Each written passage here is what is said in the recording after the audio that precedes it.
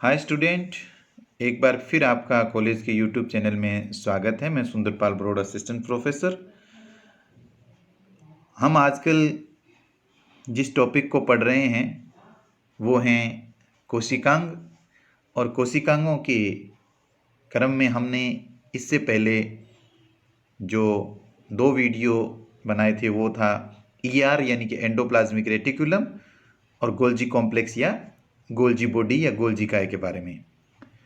फिर भी किसी स्टूडेंट्स ने यदि वो वीडियो नहीं देखे हैं तो आप कॉलेज के यूट्यूब चैनल की प्ले लिस्ट में जाइए और वहाँ पर मेरे जितने भी वीडियो हैं वो 40+ वीडियो हैं, वो आपको वहाँ पर मिल जाएंगे। आप उससे लाभान्वित हो सकते हैं। तो इसी क्रम में जो आज का हमारा जो टॉपिक है वो है लाइसोसोम। लाइसोसोम के बारे में हम पढ़ेंगे, तो इस वीडियो को अच्छी तरह से देखिए और लाइसोसोम के बारे में विस्तृत जानकारी जो है वो आपको इस वीडियो के जरिए दी जाएगी।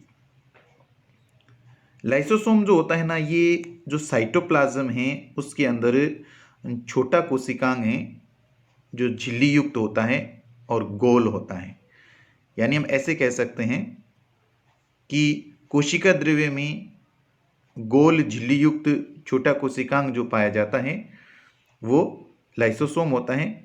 और लाइसोसोम के अंदर पाचन में सहायक एंजाइम होते हैं और ये जो एंजाइम्स हैं ये पाचन का कार्य करते हैं। और सर्वप्रथम इन रचनाओं को यानी कि लाइसोसोम को यकृत कोशिकाओं में यानी लीवर सेल्स में सबसे पहले देखा था।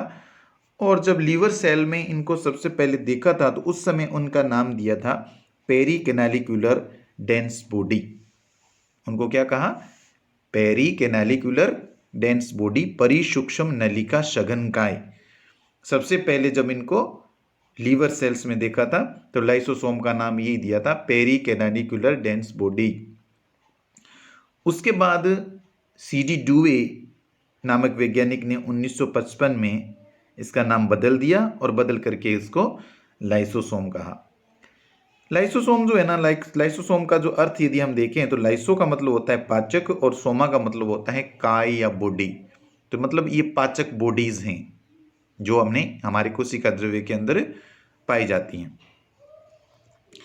एक सेल्स में इसकी यदि संख्याओं की बात करें तो 15 से 20, एक कोशिका के अंदर 15 से 20 लाइसोसोम हो सकते हैं। और यदि हम बात करें कि सबसे ज़्यादा किस कोशिकाओं में पाए जाते हैं तो जो स्रावी कोशिकाएं हैं जो सिक्रेशन करती है कोई भी चीज़ का, पदार्थों का, तो उन कोशिकाओं में इनकी संख्या अधिक होती है। और मेमेल्स की जो आरबीसी हैं उसमें नहीं पाई जाती। तो मेमेल्स की आरबीसी के अलावा अन्य जितने भी प्राणी हैं उन प्राणियों की कोशिकाओं में पाई जाएंगी। और जो प्लांट्स हैं उनके मेरिस्टेमेटिक सेल्स में ये पाई जाती हैं, यानी कि पादपों की विभज्योतक कोशिकाओं में यह पाई जाती है। लाइसोसोम जो होता है, लाइसोसोम का जो स्ट्रोमा है उसके अंदर एक बड़ी वैक्यूल्स होती हैं और वैक्यूल्स में 50+ टाइप्स के एंजाइम्स पाए जाते हैं। 50 से अधिक प्रकार के एंजाइम्स पाए जाते हैं लाइसोसोम के अंदर। उसमें मुख्यतः जो एंजाइम है वो फास्फेटेज, न्यूक्लियेज या जिसको फास्फेटेज, न्यूक्लियेज और राइबोन्यूक्लियेज, डीऑक्सी राइबोन्यूक्लियेज, ग्लाइकोसाइडेज और कैथेप्सिन, इन प्रकार के जो हैं 50 से अधिक प्रकार के एंजाइम्स पाए जाते हैं जिसमें मुख्यतः ये एंजाइम होते हैं। ये प्रश्न पूछा जाता है कि लाइसोसोम में पाए जाने वाले एंजाइम्स के नाम लिखिए, या लाइसोसोम में कौन कौन से एंजाइम्स पाए जाते हैं और वो क्या कार्य करते हैं। और ये जो जितने भी एंजाइम्स हैं ना, ये सभी एंजाइम्स एसिडिक मीडियम में कार्य करते हैं, यानी अम्लीय माध्यम में कार्य करते हैं। और ये तभी कार्य करते हैं जब लाइसोसोम के ऊपर जो झिल्ली पाई जाती है वो फट जाती है। तो लाइसोसोम की झिल्ली जब फटेगी तो अंदर के जो एंजाइम्स हैं वो बाहर आ जाएंगे और बाहर जा करके क्रिया करेंगे एसिडिक मीडियम में, यानी अम्लीय माध्यम में क्रिया करके अपना कार्य करते हैं। उसके बाद ये जो डायग्राम आपकी स्क्रीन पे दिखाई दे रहा है, ये देखो गोलाकार संरचनाएं हैं, झिल्ली युक्त हैं और इनके अंदर भरे होते हैं पाचक एंजाइम्स। जितने भी ये पाचक एंजाइम होते हैं ये हाइड्रोलाइटिक प्रकार के होते हैं, हाइड्रोलाइटिक्स एंजाइम्स होते हैं, यानी कि जल अपघटनी प्रकार के एंजाइम्स होते हैं। ये लाइसोसोम की जो संरचनाएं हैं इनके अंदर ये पाए जाते हैं। उसके बाद हम टाइप्स ऑफ लाइसोसोम पर चलते हैं कि लाइसोसोम के प्रकार कितने होते हैं। कार्य और आकारिकी के आधार पर है ना, ये 4 प्रकार के होते हैं। कार्य और आकार के आधार पर ये 4 प्रकार के होते हैं। Primary lysosome, secondary lysosome, residual body और ऑटोफेजिक वैक्यूल्स, यानी प्राथमिक लाइसोसोम, द्वितीयक लाइसोसोम, अवशिष्ट काय और स्वभक्षी रसधानियां। जो स्वभक्षी रसधानियां हैं उनको फिर 2 भागों में बांटा गया, ऑटोफेगोसोम तथा साइटोलाइसोसोम। अब एक बार फिर उसी डायग्राम को मैं वापस आपकी स्क्रीन पे लेके आता हूं, जो मैंने अभी आपके बारे में इसमें चर्चा की थी कि प्राथमिक लाइसोसोम ये रहे, प्राथमिक लाइसोसोम, द्वितीयक लाइसोसोम और अवशिष्ट काय और फेगोसाइटोसिस या जो फेगोसोम या ऑटोफेगोसोम। ये जो हमने चर्चा की अभी की इनके टाइप्स की, जो इस डायग्राम में दिख रहे हैं, प्राथमिक लाइसोसोम, द्वितीयक लाइसोसोम, अवशिष्ट काय और चौथा जो हमने ऑटोफेजिक वैक्यूल्स की बात की थी, ऑटोफेगोसोम्स की। अब प्राथमिक लाइसोसोम कौन से होते हैं, द्वितीयक लाइसोसोम कौन से होते हैं और ये बॉडीज जो हैं अलग प्रकार की ये कैसी होती हैं, इसके बारे में मैं आपको बता रहा हूं। लाइसोसोम के अंदर जो प्राथमिक लाइसोसोम जो हैं ये एंडोप्लाज्मिक रेटिकुलम या फिर गोल्जी कॉम्प्लेक्स से बने होते हैं। नवनिर्मित लाइसोसोम को हम प्राइमरी लाइसोसोम कहते हैं। जो नए लाइसोसोम बनते हैं उनको क्या कहेंगे, प्राइमरी लाइसोसोम कहते हैं। अब देखिए यहां पर प्राथमिक लाइसोसोम है, ये बने किससे हैं, ये प्राथमिक लाइसोसोम आपको दिखाई दे रहे हैं, ये बने हुए हैं, देखो 2 संरचनाएं दिखाई दे रही है, जिसमें एक तरफ एंडोप्लाज्मिक रेटिकुलम और एक तरफ गोल्जी काय दिख रहा है, गोल्जी कॉम्प्लेक्स। तो गोल्जी कॉम्प्लेक्स ही या फिर एंडोप्लाज्मिक रेटिकुलम से जो लाइसोसोम नए लाइसोसोम बनते हैं उनको हम क्या कहते हैं, प्राइमरी लाइसोसोम कहते हैं। द्वितीयक लाइसोसोम क्या होते हैं, सेकेंडरी लाइसोसोम। प्लाज्मा झिल्ली द्वारा, सेकेंडरी लाइसोसोम ये हैं। तो प्लाज्मा झिल्ली जो होती है, प्लाज्मा झिल्ली द्वारा बाहरी पदार्थों के अंतःग्रहण होता है और अंतःग्रहण से जो संरचनाएं बनती हैं वो किससे अंतःग्रहण से संरचनाएं बनती है 2 टाइप की मुख्य रूप से। एक तो बनती है पिन्नोसोम और एक बनती है फेगोसोम। जब प्राथमिक लाइसोसोम से ये जुड़ जाती हैं तो सेकेंडरी लाइसोसोम बनाती है।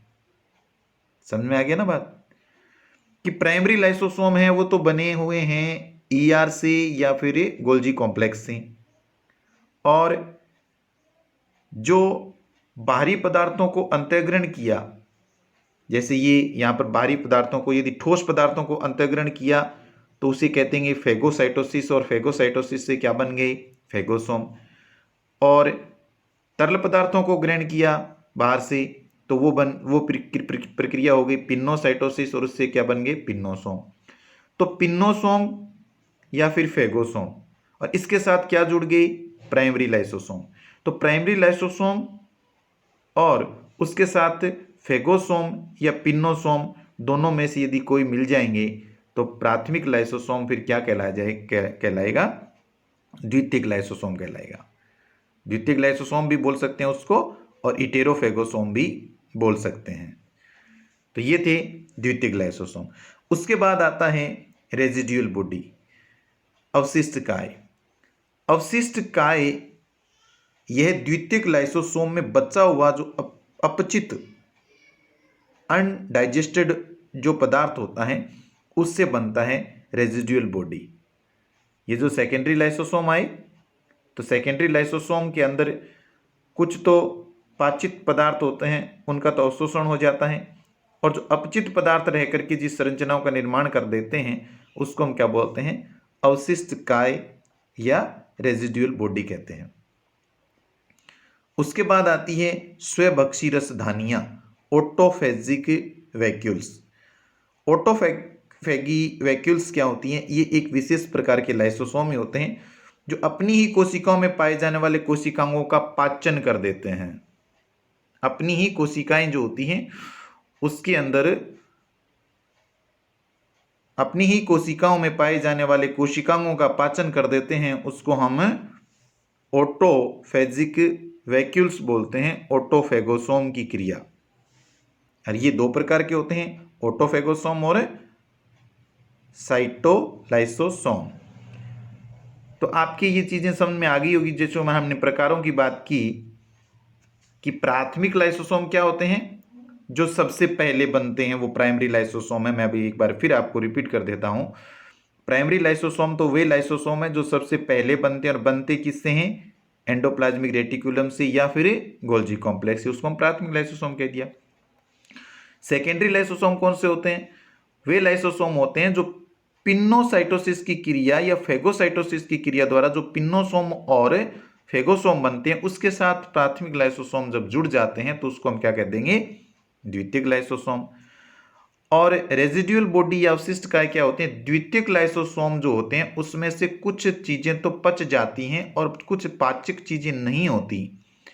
तो जो अपचित चीजें होती हैं, अनडाइजेस्टेड, वो विशेष प्रकार की संरचनाओं का निर्माण करती हैं, जिसको हम क्या कहते हैं, अवशिष्ट काय या रेजिडुअल बॉडी। और फिर आई ऑटोफेजिक वैक्यूल्स। कुछ इस प्रकार के वैक्यूल्स पाए जाते हैं जो कोशिका जो होती है उसके अंदर के विभिन्न पदार्थ या कोशिकाओं का भक्षण कर देते हैं, उनको हमें ऑटोफेजिक वैक्यूल्स कहते हैं। उसमें ऑटोफेगोसोम और साइटोसोम आते हैं। तो जो मैंने आपको बताया वो प्राथमिक लाइसोसोम, सेकेंडरी लाइसोसोम, अवशिष्ट काय और फेगोसोम। इसके साथ जो ये लाइसोसोम थे उनके प्रकार जो हैं वो 4 हैं। उसके बाद हम लाइसोसोम के कार्यों पर आते हैं। एक्स्ट्रा और इंट्रा सेल्यूलर पदार्थों के पाचन में सहायक तो है ही। तो पहला कार्य क्या हो गया लाइसोसोम का, कि पदार्थों के पाचन में सहायक है। बाहरी तथा आंतरिक कोशिकीय पदार्थों के पाचन में सहायक हैं, अर्थात एक्स्ट्रा एंड इंट्रा सेल्यूलर जो मटेरियल हैं उसके डाइजेशन में, पाचन में सहायक हैं। और ये क्या करते हैं, अपनी ही कोशिका में पाए जाने वाले आवश्यक कोशिकाओं के पाचन हो जाने के कारण अंत में कोशिका मर जाती है, अतः लाइसोसोम को हम सुसाइडल बैग कहते हैं। दूसरा ये आ गया, सुसाइडल बैग है ये।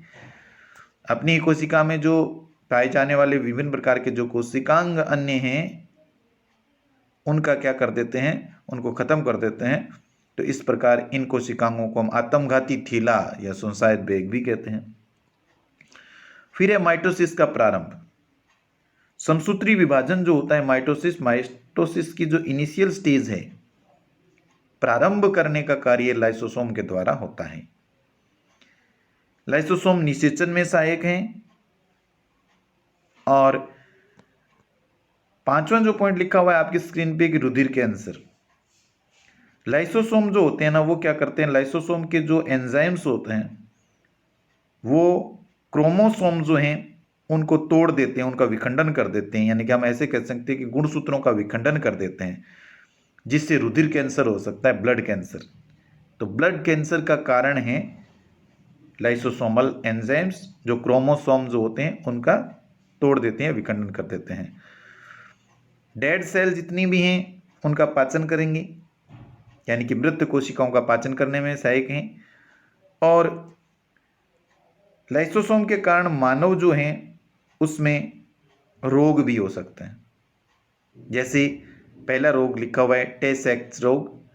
इसमें क्या होता है कि मानव का जो मस्तिष्क है उस पर इफेक्ट पड़ता है इसका। तो लाइसोसोम के कारण मानव के मस्तिष्क में टे-सेक्स तथा निमानपिक रोग हो जाता है। तो ये था लाइसोसोम और लाइसोसोम की विभिन्न प्रकार, लाइसोसोम के पाए जाने वाले विभिन्न प्रकार के एंजाइम्स और लाइसोसोम के कार्य। वीडियो जरूर आपको पसंद आया हुआ होगा। आगे हम 4-5 कोशिकांग और हैं, उनको भी हम इसी क्रम में पढ़ेंगे। तो आप वीडियो जरूर देखते रहें। कॉलेज का जो यूट्यूब चैनल है उसको सब्सक्राइब करते रहें ताकि किसी नए प्रकार का जो भी वीडियो आएगा उसका नोटिफिकेशन आपको मिल जाएगा। धन्यवाद स्टूडेंट।